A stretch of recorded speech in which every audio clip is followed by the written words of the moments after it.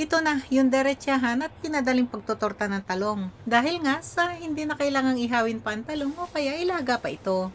Yan o, juicy at malambot pa talaga yung pagkakaluto nito sa loob. Umpisahan na natin to. Magpainit ng 1 kutsara na mantika. Gamit dito yung malakas na setting ng apoy. Kesa nga sa ilaga pa o kaya ihawin ng talong, hiwain na lang ng ganyang kaliliit ito. Para naman diretsyo na at mabilis ang pagkakaluto. Matapos nga ang paghihiwa, agad na itong hugasan. Nang sa gayon, hindi na mangitim ang kulay nito. Balik na tayo sa pagluluto.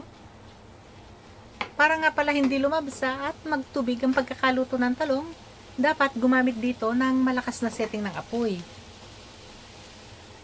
Takpan ng 1 minuto lang, saka na ito buksan at halu-haluin. Ulitin lang ito ng mga nasa 3 beses. Yung takpan, buksan, halu-haluin. Matapos ngang halu-haluin ng makaitlong beses, check na yung talong kung napalambot na nga. Yan, okay na sa akin to. Gusto ko na yung ganyang pagkakaluto nito. Yan o, malambot na. Para nga hindi ma-overcook, ililipat ko na ito sa ibang lalagyan. Isa lang na ang lutuan.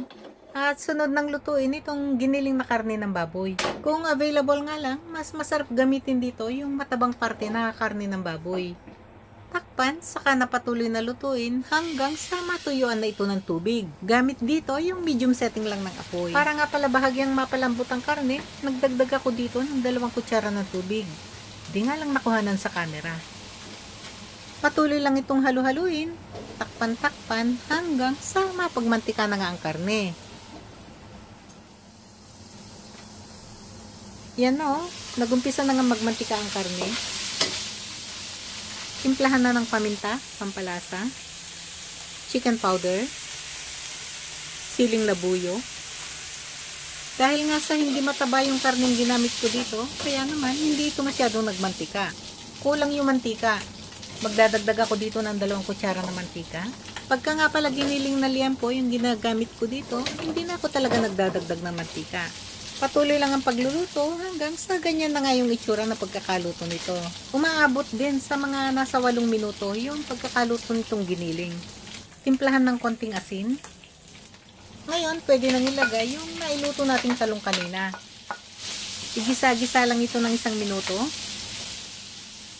Tikman para maihusto ang lasa. Naimas. Ngayon, pwede nang ilagay ang itlog.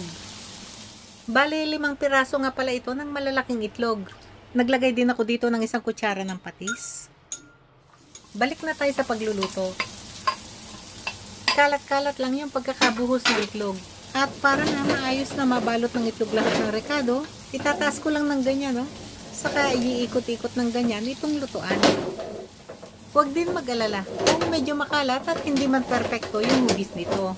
Ang gagawin dito, medyo sudsudin lang at idindiin pabalik sa kabuuan. Lutuin hanggang sa medyo tumigas na yung ilalim nito. Nasa 2 hanggang 3 minuto yung pagkakaluto nito. Bago nga ito balik na rin, budburan ng dahon ng sibuyas. Maamoy nyo lang sana. Naku, ang sarap ng amoy. Para nga mapadali at hindi kang hirap sa pagbabaliktad nito, yan, hihiwaan ko lang ito sa 4. Baliktarin na natin to. Yan o, easy lang. Madali lang magbaliktad. Baliktarin na lahat itong 4 na piraso. Para naman maluto rin yung kabilang panig nito. Lutuin na lang ng mga nasa 1 minuto. O kaya naman ay hanggang sa ganito na yung itsura ng pagkakaluto nito. Gusto namin yung ganitong pagkakaluto lang. Yung juicy pa at malambot sa loob. Yan na o, nakaluto na tayo. O ready to serve na to.